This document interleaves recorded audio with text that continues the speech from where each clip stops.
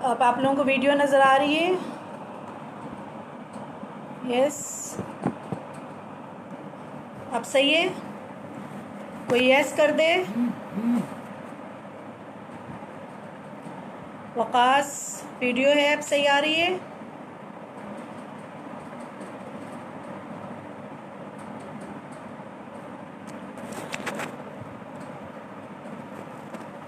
अच्छा, हम लैंग्वेज पे आ जाते हैं इन बच्चों की, कि हमने इन बच्चों की अब आप सही नज़र आ रही है? ठीक है, चलिए अभी हमने स्पीच के बारे में, जो डाउन सिंड्रोम के ओरल मोटर पे हमने थोड़ा सा डिफ़ाइन किया है कि ओरल मोटर एक्सरसाइजेस हमने कैसे करवानी है। प्लस अब हम इनकी लैंग्वेज पे आ जाते हैं, जो कि इनका सबसे बड़ा प्रॉब्लम भी जो है वो इनमें लैंग्वेज डिसऑर्डर होता है। तो लैंग्वेज को जो है ना हमने कैसे इनमें डेवलप करना है, पहले तो हमने ये देखना है कि बच्चा जो है आपके पास किस एज में आया है, और उसके पास जो है ना कितनी वोकैबुलरी है। अगर वो सिंगल वर्ड्स बोलता है, या अगर फ़र्ज़ करें नहीं भी बोलता है, तो पहले तो हमने उसको सिंगल वर्ड्स पे ही रखना है। अगर बच्चा बिल्कुल कुछ भी नहीं बोलता है, तो आपका जो टारगेट होना चाहिए, आपने वन वर्ड्स यानी सिंगल वर्ड से ज़्यादा उसको नहीं सिखाना है। और दूसरा एरिया जो इनका देखना है आपने, वो रिसेप्टिव देखना है, यानी कि अंडरस्टैंडिंग भी देखना है कि ये बच्चा जो है वो अंडरस्टैंड कर रहा है या नहीं कर रहा। तो अंडरस्टैंडिंग में आपने, जैसे मैंने आपको बताया कि आप कोई भी जो है पिक्चर्स वगैरह या ऑब्जेक्ट्स वगैरह उनके सामने रखें और उसको लेबल करें, उनसे पूछें कि इनमें से ये फ़लाँ चीज़ दें। ठीक है डॉक्टर उस्मा, आप हैं? ठीक है। आ, तो आप उनसे जो है ना ऑब्जेक्ट के थ्रू कर सकते हैं, या फ्लैश कार्ड्स हैं, पिक्चर कार्ड्स हैं, कोई भी आप जो है एक्टिविटी के थ्रू कर सकते हैं, ये देखने के लिए कि क्या बच्चा जो है इन लफ्ज़ों को समझ रहा है या नहीं समझ रहा है। तो जो लफ्ज़ ये नहीं समझ रहा है, अगर फ़र्ज़ करें कि आप कोई पार्ट्स ऑफ बॉडी जो है उसके पिक्चर्स रख रही हैं, तो आप बच्चे से आप उसमें पूछेंगे कि इसमें से नोज़ कौन सी है, नोज़ लो। अच्छा, लैंग्वेज जो है आपने एक ही रखनी है। पहले तो आप ये देखें कि बच्चे के घर में लैंग्वेज कौन सी बोली जाती है।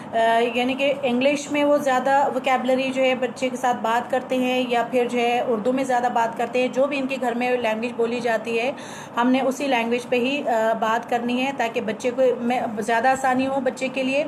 अगर हम ऐसी लैंग्वेज का इस्तेमाल करेंगे जो कि ऑलरेडी बच्चे को जो है इसके बारे में नहीं पता है, तो हम बच्चे को कोई फ़ायदा नहीं होता स्पीच थेरेपी का, यानी कि हमारी जो मेहनत होती है वो फिर ज़ाया जाती है।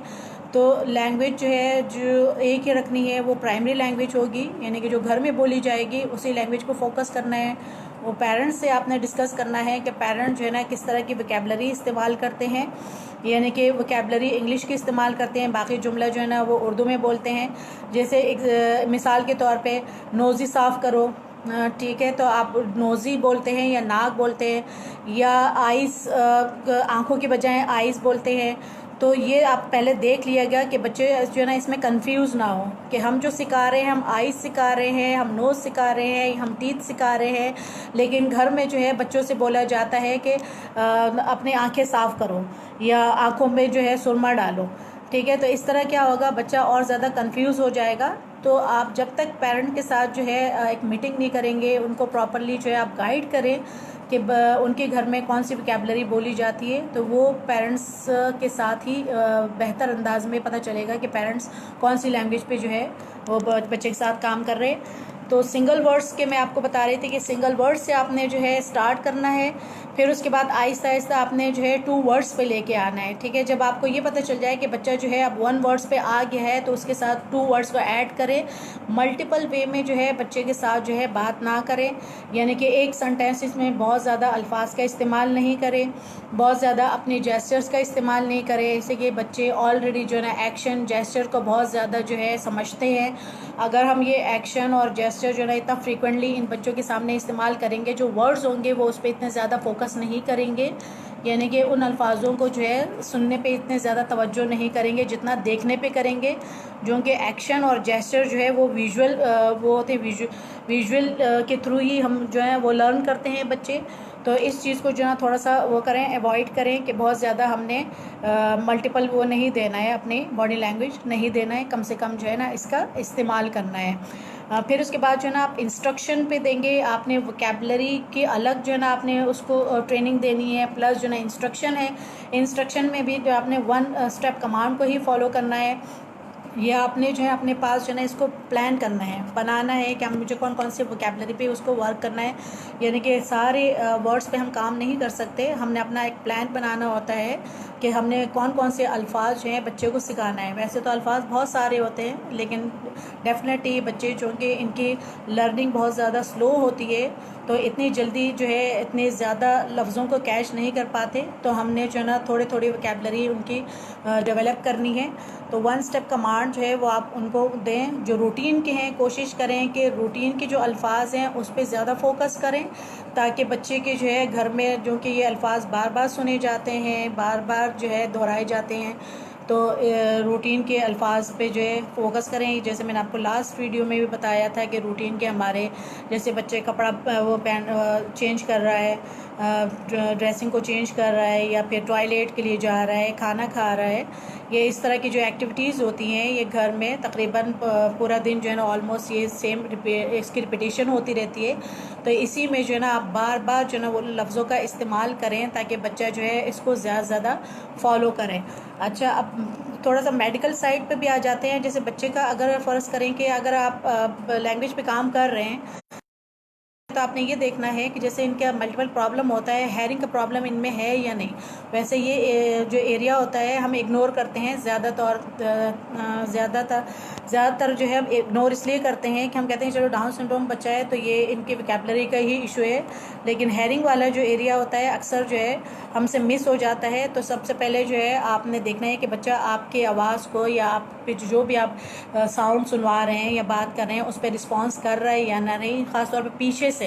तो अगर आपको थोड़ा सा भी डाउटफुल हो कि इस बच्चे का जो है हेयरिंग का मसला आ रहा है, यानी दूर से जो है वो आपको रिस्पॉन्स नहीं कर रहा है या आपको समझ नहीं पा रहा, तो स्पीच थेरेपी से पहले बेहतर ये है कि पेरेंट्स को जो है ना आप वो करें, रिकमेंड करें कि वो हेयरिंग का जो है टेस्ट करवाएं। जैसे मैंने आपको बताया कि पैरा टेस्ट भी होता है उसका और ऑडियोमेट्री भी होती है। वो डिपेंड करता है बच्चे के एज पे कि बच्चे के एज क्या है। तो जब तक अगर बच्चे का हेयरिंग का मसला आ जाता है, वो डायग्नोस हो जाता है कि उसका हेयरिंग का मसला है, तो जब तक उसके हेयरिंग एड नहीं लगेंगे तब तक जो है उसकी सही तरह से स्पीच जो है वो डेवलप नहीं हो पाएगी। तो ये मेडिकल के हवाले से। और दूसरा जो विजुअली इनका प्रॉब्लम होता है यानी देखने का, नज़र का कम आना।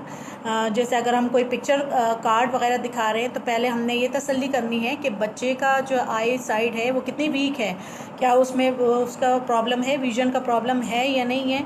और हमने उसको कितने साइज़ के जो है वो कार्ड दिखाने हैं। यानी कार्ड के जो साइज़ होते हैं वो बहुत ज़्यादा छोटे नहीं होना चाहिए। इस तरह बच्चा जो है जो आप वोकैबुलरी उसमें डेवलप कर रहे हैं जो पिक्चर कार्ड के थ्रू, अगर वो कार्ड उसको सही तरह से विजिबल नहीं होगा, वो सही तरह पिक्चर जो है क्लियर नहीं होगी, तो जो आपकी मेहनत होगी वो रायगा जाएगी। तो आपने एक तो विजन का देखना है, दूसरा जो है ना हेयरिंग का, जो कि दोनों चीज़ें जो है स्पीच थेरेपी में ज़्यादा जो है वो मैटर करती हैं। तो इन दोनों चीज़ों को जो है ना आपने ख़ास तौर पे देखना है। अच्छा, फिर थोड़ा सा हम आते हैं स्पेशल एजुकेशन की तरफ कि इन बच्चों का जो है जो कि स्कूलिंग का भी बड़ा प्रॉब्लम होता है। जो कि इन बच्चों में बिहेवियर की प्रॉब्लम नहीं होती है तो ये हर स्कूल में जो है नहीं फिट हो पाते, क्योंकि इनमें जो है ना लर्निंग की कैपेसिटी होती है, उनमें पोटेंशियल होता है। लेकिन क्या है कि जब उनको मेंटल रिटार्डेड बच्चों के साथ, जो कि बिहेवियर वाले बच्चे होते हैं, उनके साथ बिठाया जाता है तो उनका जो पोटेंशियल होता है वो किस्म का दब जाता है, वो सही तरह से उभर नहीं पाते। तो पहले तो ये डिसाइड करना है कि इन बच्चों को हमने कौन से स्कूल में जो है एडमिशन दिलाना है। क्या आया ऐसे स्कूल्स हैं, जैसे कुछ मेन स्ट्रीमिंग के स्कूल्स हैं जिसमें डाउन सिंड्रोम को लेते हैं, जो KDSP है। ये शुरू में मैंने आपको जिक्र किया था कि एक ऑर्गेनाइजेशन है, ये पेरेंट्स को गाइड करते रहते हैं कि इनके बच्चों को कौन सा स्कूल जो है वो सूट करेगा, नॉर्मल स्कूल।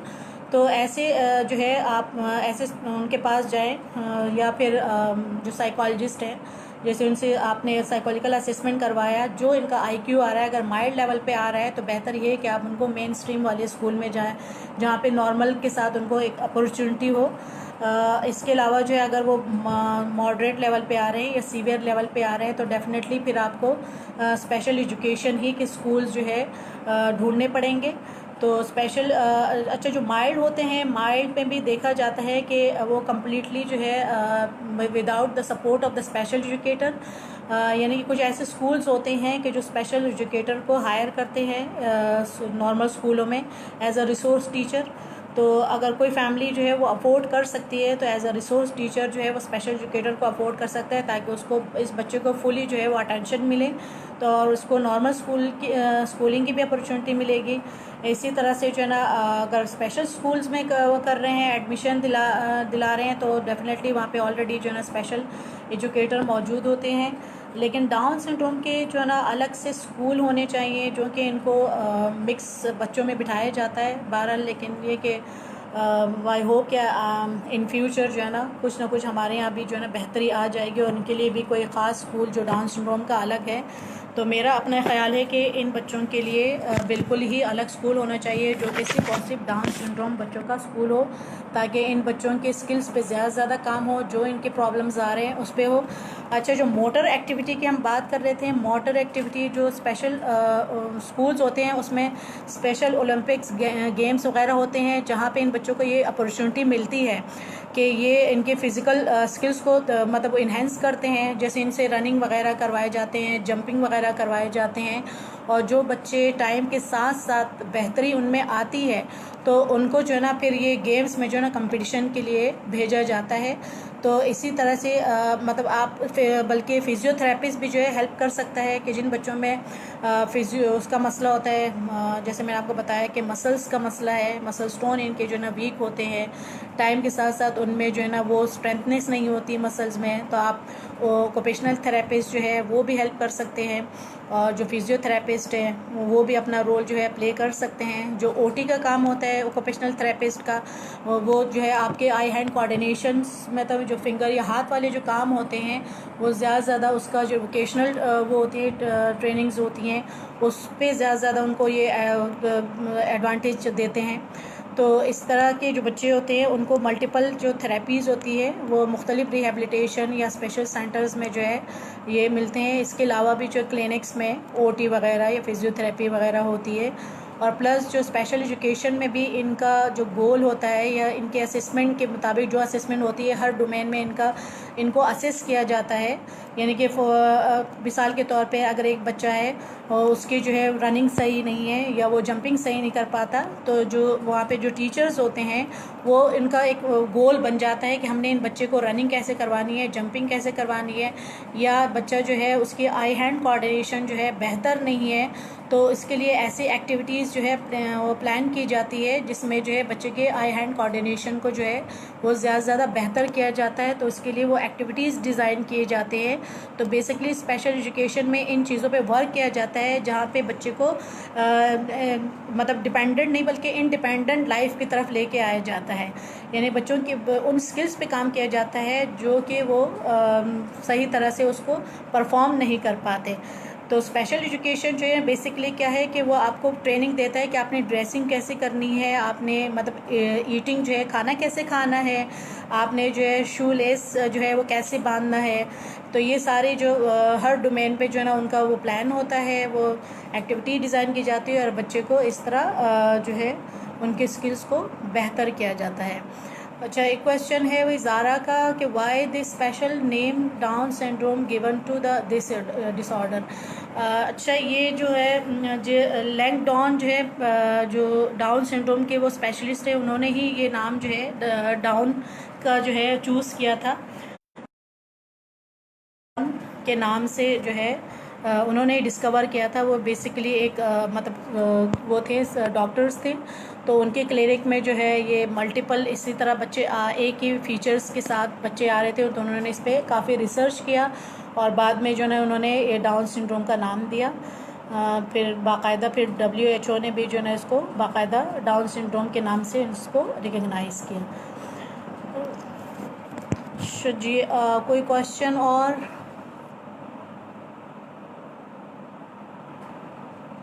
अच्छा जी, ये है सरवत असलम, नेज़ल स्पीच को कैसे कंट्रोल कर सकते हैं? नेज़ल स्पीच जो है अमूमन देखिए, एक तो फंक्शनल प्रॉब्लम की वजह से हो सकता है, या फिर जो है ना हाइपर नेज़लिटी जिसे कहते हैं कि नाक से जिसे बोलना। नेज़ल स्पीच का मतलब ये है कि जो नाक से आवाज़ें निकालना। ये अमूमन जो क्लेफ्ट पैलेट है उन बच्चों के साथ जो है नेज़ल का प्रॉब्लम ज़्यादा होता है। तो नेज़ल के लिए ये है कि आपने जो है, जो कि सारी जो ब्रीथ होती है बच्चे की वो नाक में ट्रांसफ़र होती है, जिसकी वजह से जो है वो सारे साउंड जो है वो नेज़लाइज हो जाते हैं। तो आपने जो है इनको ब्लोइंग एक्सरसाइज करवानी है, यानी कि जितना ज़्यादा जो वो है ब्रीथ है मुंह के अंदर आएगी, माउथ के अंदर आएगी, और जितना कम नाक में जाएगी उतना ही जो है ना साउंड जो है उसकी नेज़लिटी कम होगी। तो ये एक्सरसाइज, ब्लोइंग एक्सरसाइज, जैसे मैंने बताया है कि ये ब्लोइंग एक्सरसाइज उनको ज़्यादा से ज़्यादा करवाएं। वैसे भी आप ये एक्सपेरिमेंट करके देखें कि जो बच्चा नेज़लिटी के साथ है उससे बोलें कि अपने नाक को जो है ना ऐसे दबा के रखें, और उससे जो है आवाज़ या कोई भी साउंड निकलवाए तो उसकी आवाज़ जो है बेहतर होगी। प्लस जो है ना नेज़लिटी को बेहतर करने के लिए भी जो है आप ये देखें कि बच्चे जो नेज़ल वाले बच्चे होते हैं अमूमन मुंह को दबा के बात करते हैं, यानी कि अपने मुंह को प्रॉपर वे में खोलते नहीं हैं। इस तरह मुंह दबा के मेरा नून दवाई, ठीक है, आप मुंह को खोले, वॉवल साउंड से निकलवाए, आ ए ओ ई, ये आवाज़ें इनसे जो है निकलवाए वॉवल साउंड्स के लिए। और दूसरा ये कि आपने ऐसे साउंड्स, ऐसे वर्ड्स का सिलेक्शन करना है जिसमें म एंड न या नंग की आवाज़ें ना हो, तो वर्ड्स की सिलेक्शन भी आपने जो करना है। जैसे ड के साउंड ले लें, या र के साउंड ले लें, त के साउंड ले लें, जो कि नेज़ल साउंड ना हो, तो उसकी नेज़लिटी को ज़्यादा से ज़्यादा आप कम कर सकते हैं। लेकिन ज़्यादातर ट्रेनिंग है आप जो है ब्लोइंग करवाएं, और प्लस जो है मुंह खोल के माउथ को थोड़ा सा जो है ना स्पेस उनका खुला रखें, उनसे बोले कि अल्फाजों की अदाई करें, तो इससे जो है नेज़लिटी कम हो जाएगी।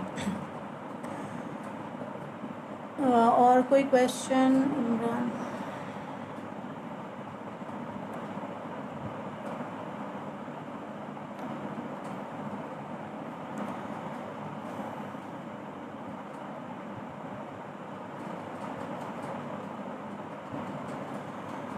Thank you Zaara.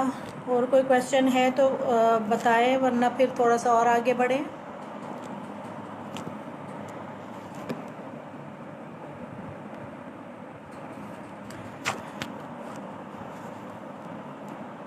अच्छा, जो अगला जो है सेशन रखेंगे इस पे, या तो क्लेफ्ट पैलेट पे होगा या फिर जो है ना बल्कि स्टटरिंग पे।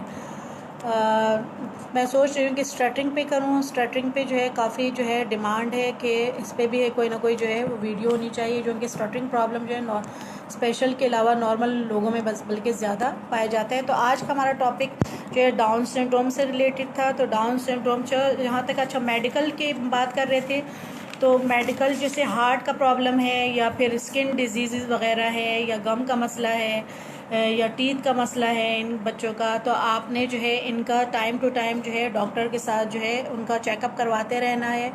जो भी मेडिसिन वगैरह या जो भी ट्रीटमेंट वो आपको बताएं तो उसको आपने फॉलो करते रहना है। इसलिए कि बच्चे, जैसे मैंने आपको कहा है कि सिर्फ जो है ना स्पीच या फिज़िकल प्रॉब्लम या मेंटली या मेडिकली, बल्कि इनके साथ मल्टीपल प्रॉब्लम होते हैं। तो आप जब तक आप इन मल्टीपल प्रॉब्लम को सॉल्व नहीं करेंगे, बच्चे की जो है लर्निंग प्रॉपर वे में नहीं हो पाएगी। तो डॉक्टर के साथ भी जो है ना आपने टाइम टू टाइम जो है इनका चेकअप करते रहना है। और साथ साथ अगर इनका कोई हार्ट का जैसे प्रॉब्लम है तो वो हार्ट के लिए जब तक आपको डॉक्टर ये सजेस्ट नहीं करे कि इनको आया स्कूल में एडमिशन करवाना है, नहीं करवाना है, जिससे कि थोड़ा सा रिस्क होता है कि जिन बच्चों को हार्ट का प्रॉब्लम होता है और कभी किसी टीचर को पता नहीं है, वो बच्चे को रनिंग करवा रहे हैं या जंपिंग करवा रहे हैं, तो इससे उल्टा बच्चे को नुकसान पहुँच सकता है। तो बेहतर ये है कि डॉक्टर के सजेशन के मुताबिक जो है आपने बच्चे की स्कूलिंग करवानी है या थेरेपी वगैरह है, ये सब जो है इन सब चीज़ों को मद्देनज़र रखते हुए करवाना है। अच्छा, एक चीज़ मैं आपको बताना भूल गई, जो डाउन सिंड्रोम बच्चे हैं ये जो है या तो खाने पीने के बहुत ज़्यादा शौकीन होते हैं, प्लस जो है म्यूज़िक के भी बहुत ज़्यादा शौकीन होते हैं। यानी आप देखें स्पेशल स्कूल में कहीं पे भी टैबलो हो, कोई ड्रामा वगैरह हो, कहीं पे भी म्यूज़िक हो, तो सबसे पहले आपको जो है डाउन सिंड्रोम वाले बच्चे जो है वो पहले मिलेंगे। तो इनका जो है म्यूज़िक से बहुत ज़्यादा वो होता है, लगाव होता है। ये बच्चे जहाँ म्यूज़िक देखते हैं वहीं पर ही जो है इनका डांस जो है शुरू हो जाता है। खाने पीने से इनके जो कि ये थोड़ा सा बल्की लुक होता है इन बच्चों का, खाने पीना जो है ना इनका बहुत ज़्यादा वो होता है, मतलब कंट्रोल नहीं रखते अपने ख़ास तौर पे जो अडल्ट होते हैं, जब बड़े हो जाते हैं, अच्छा छोटे बच्चों के मसले मसाइल अलग होते हैं डाउन सिंड्रोम के, और जब अडल्ट होते हैं, बड़े हो जाते हैं, तो उनके मसले अलग होते हैं। जैसे इनमें सबसे जो मेन मसला होता है, अगर आप देखें कि ये बच्चे, इनकी भी वही फीलिंग्स होती है, एक नॉर्मल लोगों की जो फीलिंग होती है वो फीलिंग इनकी भी होती है। तो इस तरह के जो मसले हैं, जैसे फॉर एग्ज़ाम्पल कि क्या ये बच्चे इन फ्यूचर जो है इनकी शादी हो सकती है या नहीं हो सकती है। Researchers according to the research के जो फीमेल डाउन सिंड्रोम होती है, उसमें ये वो होती है, कैपेसिटी होती है कि वो शादी मतलब कर सकती हैं। लेकिन जो एक मेल होता है डाउन सिंड्रोम का, जैसे कि ये लोग जो है उनके आगे प्रोडक्टिविटी नहीं होती है। तो ये चीज़ें जो है इनके आगे चल के प्रॉब्लम हो सकता है। जो कि मैंने आपको बताया कि इनका बिहेवियर प्रॉब्लम जो है अर्ली एज में इतना ज़्यादा नहीं होता, लेकिन जैसे जैसे ये बड़े होते जाते हैं तो इनमें और ज़्यादा जो मेंटली इलनेस के प्रॉब्लम शुरू हो जाते हैं, जैसे डिप्रेशन में चले जाते हैं, एंजाइटी का प्रॉब्लम होता है, इसलिए कि उनकी वो फीलिंग जो है वो हो नहीं मतलब अचीव हो नहीं पाती, जिसकी वजह से इनके मसले मसाइल होते हैं। तो इन चीज़ों इनके इन मसले मसाइल को भी देखना है कि इनको कैसे कवर करना है, कैसे पेरेंट्स को जो है ना ट्रेनिंग देनी है इन बच्चों को। तो यानी कि अडल्ट के मसले मसाइल अलग होते हैं, छोटों के अलग होते हैं। तो कभी मौका मिला तो अडल्ट पे भी हम बात करेंगे कि अडल्ट के लिए हमने क्या इंटरवेंशन करना है, क्या तरीक़ाकार होगा, ताकि ये भी उनकी क्वालिटी ऑफ लाइफ जो है वो बेहतर हो जाए। इसके अलावा एक और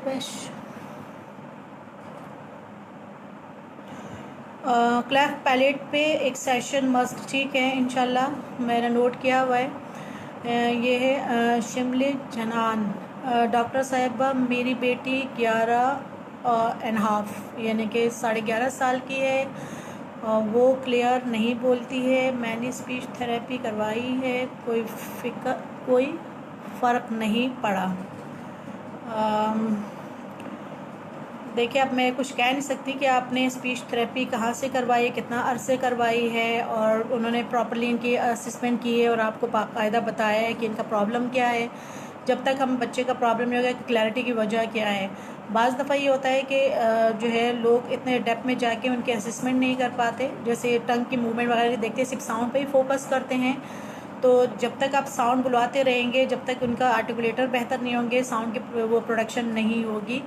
तो मे भी आप घर में भी थोड़ा सा आप देख लीजिएगा, जैसे मैंने अभी पहले भी बताया था कि टंग की मूवमेंट को देखें। अगर बच्चे की मूवमेंट जो है वो सही नहीं है तो पहले तो इसकी मूवमेंट को बेहतर करवाएं, एक्सरसाइज की बार बार उसको जो है ना वो एक्सरसाइज करवाएं टंग की। तब जब इनकी बेहतरी आ जाएगी, टंग को जो है फ्रीक्वेंटली जो है वो फास्ट वे में मूव करेगा, तो तभी हम जो है ना साउंड पे जाएंगे। एकदम से हम साउंड पे काम नहीं कर सकते, इसलिए कि दो चीज़ें, अगर बच्चे का जो है ना टंग जो है वो मूव नहीं कर पा रही, साथ हम साउंड पे रह रहे हैं, तो इस तरह बच्चा जो है वो ज़्यादा मुश्किल में होगा। तो आपने उसकी मुश्किलात को कम करते हुए जो है ना पहले उसकी ओरल मोटर करवानी है, अगर टंग का मसला नहीं है, या दूसरा फोनोलॉजिकल का देखना है कि फोनोलॉजिकल का प्रॉब्लम क्या है। जैसे फोनोलॉजिकल में जो है ना अमूमन प्लेसमेंट का मसला होता है कि बच्चा जो है अपनी ज़बान को, अपने आर्टिकुलेटर को जो है ना रॉन्ग वे में जो है वो इस्तेमाल करता है, राइट वे में वो नहीं कर पाता है। तो पहले तो ये देख लें कि उसके जो है टंग की मूवमेंट का मसला आ रहा है या सिर्फ जो है ना आवाज़ का मसला आ रहा है, तो आपको अच्छी तरह समझ में आ जाएगा कि किस पे काम करना है। अगर आप मुझे एक आध साउंड बता दें तो मैं भी जो है ना आपको उसकी वो एक्सरसाइजेज बता दूँ, ठीक है। डाउन सिंड्रोम का लाइफ स्पैन जो है 30 ईयर्स होता है। नहीं, ये जो है जो मैंने आपको बताया था कि जो पुरानी रिसर्च थी उसमें 30 तक था, लेकिन अब जो मेडिकल फैसिलिटीज़ की सहूलत बढ़ने से इनकी 50 ईयर्स से भी ज़्यादा हो सकती है, 50 ईयर्स तक है इनकी अब लाइफ, ठीक है। फिर है मोहम्मद अदनान शरीफ, थैंक यू अदनान। ये है महरोश खान, किसी ट्रॉमा को कैसे बोला जाता है, ट्रॉमा को कैसे बोला जाता है, किसी ट्रॉमा को कैसे बोला जाता है।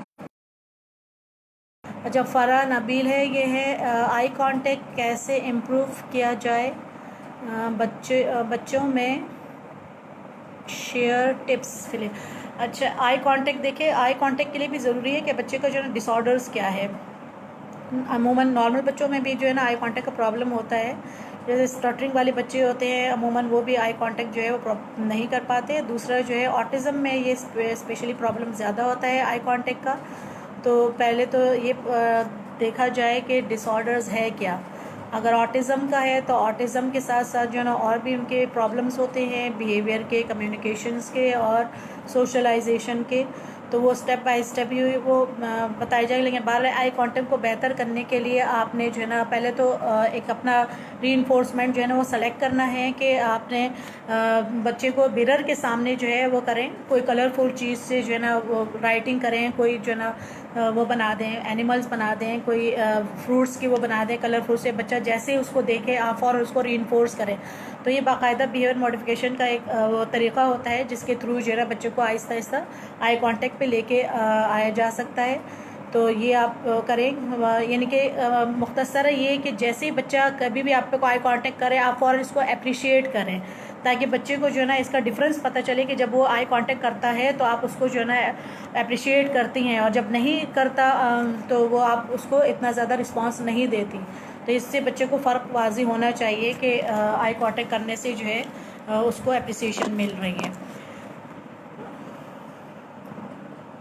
Thank you doctor Usma. अच्छा जी, आज का जो है हमारा टॉपिक डाउन सिंड्रोम पे, और आई होप कि आपको डाउन सिंड्रोम से मुतल्लिक जो है कुछ मालूमात जो है वो मिली होगी। तो नेक्स्ट इंशाल्लाह जो हमारा सेशन होगा वो फिर हम अनाउंस कर देंगे कि किस टॉपिक पे होगा। क्या आगे ईद के बाद रखना है या अभी उसको कंटिन्यू करना है, तो ये डॉक्टर उस्मा आप लोगों को इन्फॉर्म कर देंगी कि आया हमने नेक्स्ट सेशन करना है या नहीं। अच्छा, एक क्वेश्चन है, मेरी बेटी ह या स माँ यानी कि एच और एस में फ़र्क नहीं कर सकती, बोलती और सी और पी में अच्छा, तो सी का देखिए, सी क्या है, सी तो क का साउंड है, जैसे कार, कैट, ठीक है। तो ये तो क का साउंड आ रहा है। तो आपका जो क्वेश्चन है वो ये है कि जो ना एच साउंड है या जो एस साउंड है उसमें डिफ्रेंशिएट नहीं कर पा रही। देखिए, जो एस साउंड है उसमें तो बाकायदा जो है ना सीटी की से आवाज़ निकलती है, जो हा होती है उसमें से ब्रीथ जो है वो रिलीज़ होता है। तो आप जो है ना पहले बच्चे को जो है ना ये डिफ्रेंशिएट करवाएं कि हा में जो है आवाज़ नहीं निकलेगी, बल्कि इसमें ब्रीथ जो है वो रिलीज़ होगी। और जो सा के लिए